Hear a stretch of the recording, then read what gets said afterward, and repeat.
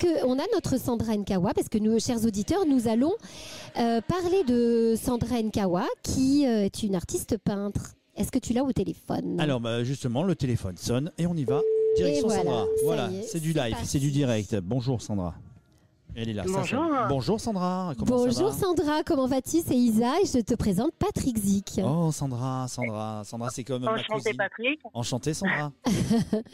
Alors, tu ne connais pas Patrick, tu connais pas Sandra. Moi, je la connais un petit peu. J'ai été regarder un petit peu tout ce qu'elle fait. Oui. Et tu sais que, alors en plus, chers auditeurs, je vais pas parler qu'à Patrick parce que nos auditeurs, nous avons une personne. On a l'honneur et le plaisir de recevoir cette artiste qui est complète et qui a de multiples talents. C'est vrai que c'est une grande artiste peintre. C'est une grande artiste peintre et c'est une écrivaine Sandra, également. il va falloir nous On donner dit l'adresse de ta écrivaine. galerie, hein, parce qu'on vient, on va la recommander cette galerie. Exactement, mais je vais monter à Paris normalement. Et donc, voilà, c'est une artiste qui s'est imposée sur une scène artistique, donc un peu plutôt contemporaine, qui a une signature unique, qui mélange l'émotion, l'énergie et la sensibilité. Ça, c'est parfait, c'est la vie en vérité, ça. Hein. Donc, bonjour Sandra, comment vas-tu?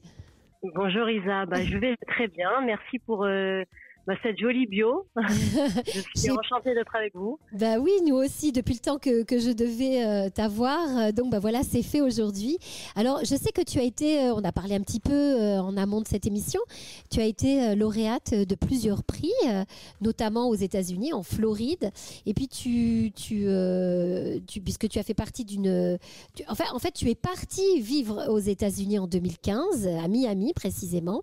Et puis, tu t'es développé là-bas, tu as montré ton talent, tu as fait partie aussi, tu as eu une bourse au niveau de par rapport à la fondation Andy Warhol avec des portraits Absolument. de femmes et tout ça.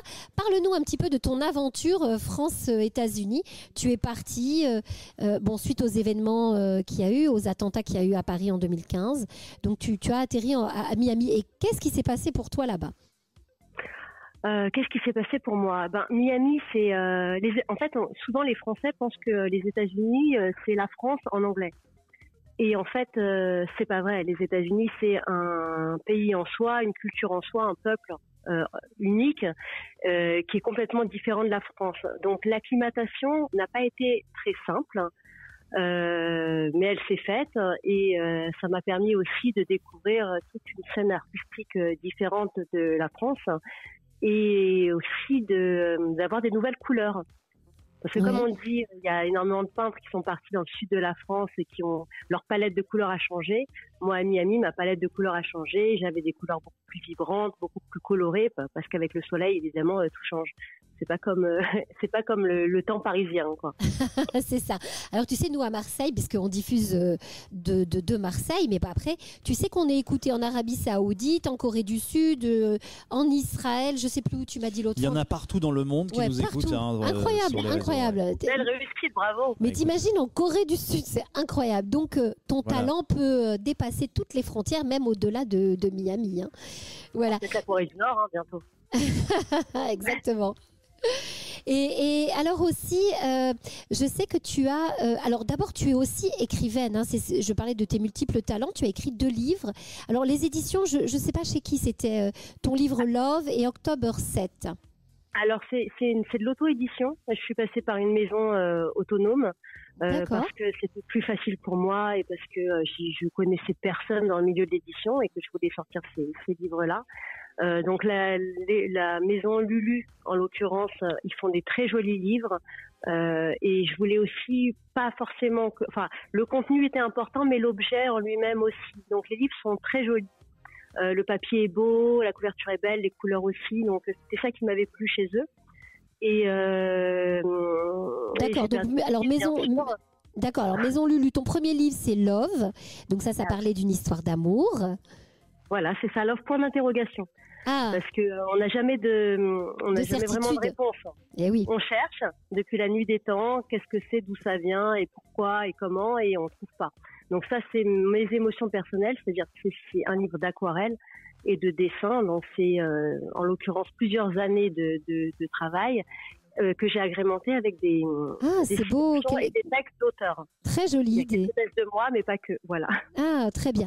Alors, le deuxième est non moins sérieux que le premier, mais il a une toute autre identité, c'est October 7. Et là, tu as tenu à écrire tes émotions, à commenter tout ça.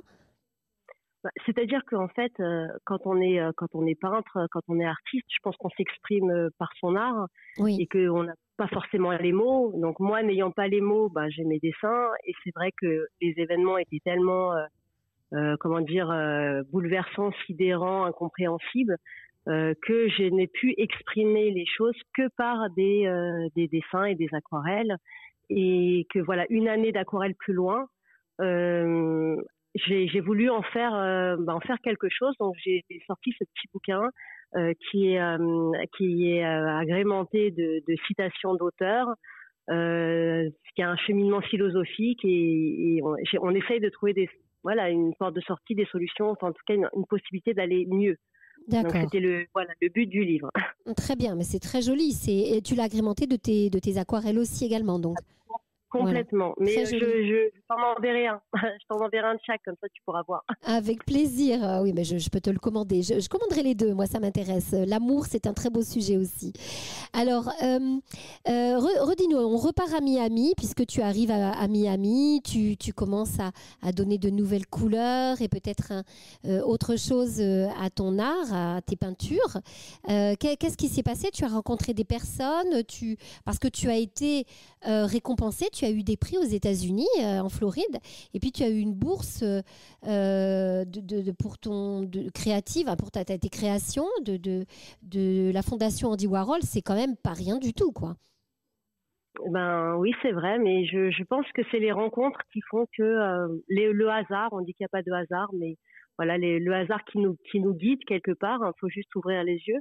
Et j'ai rencontré du monde, j'ai rencontré une grosse communauté française notamment, oui. Et une grosse communauté française juive, parce que il y en a pas mal à Miami et en Floride. Oui. Après, c'est pas forcément eux qui sont le plus dans l'art, mais bon, j'ai participé à Art Basel pendant 3 années consécutives, je crois. Art Basel, je ne sais pas si vous savez, c'est en fait une énorme foire d'art internationale. Miami devient quelque part une fois par an, ça se passe début décembre, le centre artistique mondial.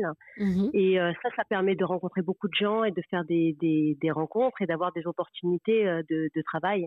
Donc ça m'a donné l'occasion d'exposer dans plusieurs grosses galeries et d'obtenir des prix à cette occasion. Très bien, très bien. Oui, ça c'est sûr. Les rencontres, c'est très très important et ça permet d'évoluer et puis de faire connaître ton art surtout.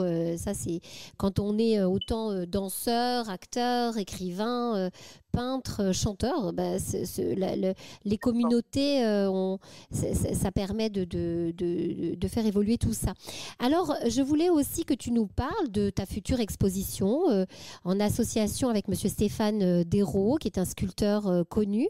Ça se passera au Château des Tourelles, au Plessis-Trévis, c'est ça? Plessis-Trévis, oui, c'est ça. Voilà, Plessis-Trévis. Le Château des Tourelles, oui, le Château des Tourelles, c'est un écrin magnifique. Hein. C'est un château ancien rénové qui est devenu un musée ou un centre d'art contemporain, disons. Et ils organisent une fois par il y a une exposition mensuelle. Oui. Et en l'occurrence, on va occuper les lieux avec Stéphane tout le mois de février. Donc du 1er février au 28 oui. Ou 29, je ne sais pas combien il y a de jours cette année. Je ne sais pas, je n'ai pas regardé ce mois-ci, le mois prochain. Enfin non, c'est le mois d'après même. Non, c'est ça. Et ce qui est intéressant, c'est qu'on a choisi comme thème d'exposition Ensof. Et Ensof, c'est l'infini, c'est quelque part Dieu. Et on va parler de spiritualité. Enfin, on va essayer de mettre en scène la spiritualité ou la transcendance, les choses qui nous dépassent un peu.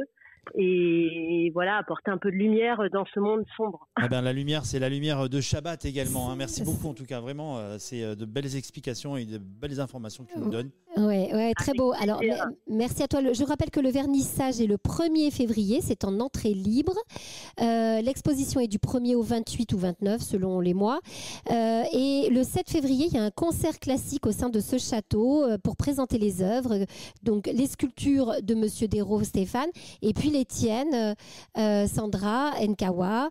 On peut retrouver tes livres donc aux éditions Maison Lulu, le livre Love, point d'interrogation, et puis October 7. Sur Amazon. Enfin, excuse-moi. Oui, je t'en prie. Amazon. Sur Amazon. Génial. Et donc, comme tu disais, l'exposition est en entrée libre, le vernissage est en entrée libre, et on sera très très content de retrouver tout le monde. Et plus d'informations sur mon site web éventuellement ou sur les réseaux sociaux. Sur les réseaux sociaux, très bien. On te souhaite un grand Shabbat Shalom. Merci Sandra, à très bientôt. À bientôt. À bientôt. Shabbat Shalom. À Elle est bientôt. sympathique Sandra, elle est très très sympathique.